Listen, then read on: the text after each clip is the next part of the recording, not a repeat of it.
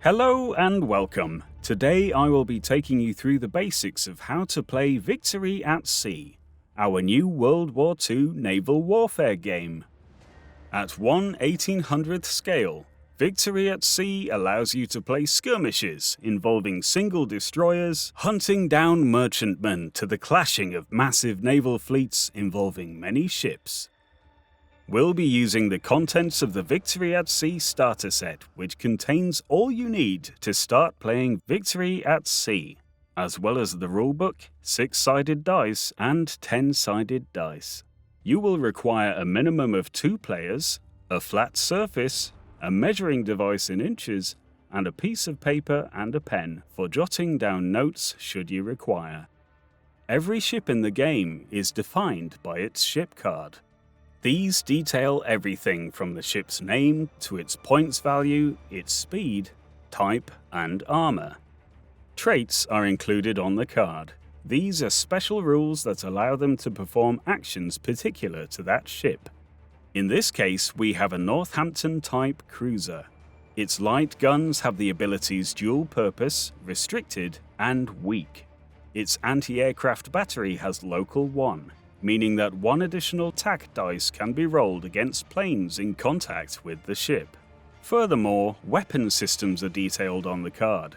Each line represents 1 weapon system, so light guns would be 1 system, turret A another, and turret B another, and the AA battery another. Victory at Sea comes with its own set of tokens, including a turning gauge, a smoke marker, rearm tokens, critical hit tokens, vital system tokens, and an initiative token. Before we start, let's have a look at the nuances of Victory at Sea. Pre-measuring. Pre-measuring, you were allowed to pre-measure distances and ranges in Victory at Sea. Captains and admirals would have had quite sophisticated fire control systems, sometimes tied into a radar or aided by observation aircraft. All distances in Victory at Sea are measured from the bridge of a ship's model. All distances are measured in inches. Dice. D6 and D10 are used in Victory at Sea. When called on to roll a dice, take note of the number rolled, then add or subtract any relevant modifiers. The final number is the result. Rerolls. Certain situations may call for a reroll. This simply means that you ignore the first result the dice has rolled and simply roll again. You must always accept the result of the second roll, even if it was worse than the first roll, and once you have re-rolled, you cannot re-roll again. Rerolls can be used to get you out of a tight spot, but it is never guaranteed. And finally, the ship models themselves.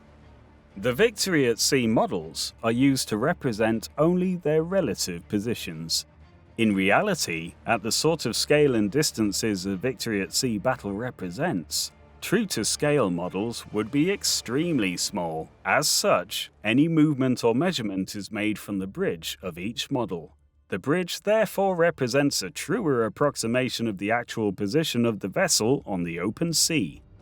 In a real naval battle, ships are in constant motion, continuously firing as they go. To replicate this as best we can, we split the game into turns. These turns are then split into 4 phases. During a turn, both players will participate in each phase together, and when a turn is complete, both players' ships will have had a chance to affect the outcome of the battle.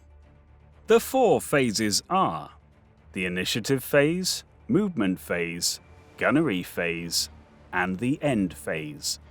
When the end phase is over, the game turn has effectively ended, and the next turn begins again with the initiative phase. The initiative phase is used to resolve any actions that do not require players to make any choices, and to decide who will have the initiative for the turn. Essentially, who has gained the tactical advantage. Both players roll a d10 for initiative. Any ties are re-rolled, and the player who has rolled the highest has won the initiative. The player who has won should claim the initiative token as a reminder for the duration of that turn. The movement phase. The player who has lost the initiative roll during the previous phase must now nominate a ship to move. Then his or her opponent will nominate one of their ships, and so on, alternating until all ships on the board have moved. Note that a particularly large fleet will still have ships to move after their opponent has moved all of theirs. In this case, the larger fleets will carry on moving until they have all had the chance to move. The gunnery phase. Once your ships have moved into position, they can now fire in an effort to try and destroy the enemy. Like in the movement phase, players alternate the firing of their ships. This time, the player who has won the initiative phase will nominate one of their ships to fire first, resolving all the damage dealt. Their opponent then chooses their ship, and so on until all the ships have had a chance to attack. Note that you do not have to fire, even if you have the enemy within your sights. However, once nominated, a player cannot select it again that turn and attempt to fire. You must choose to attack then and there, and do not hold back. The end phase. This is the tidying up of the battlefield phase and establishing for each player where they are.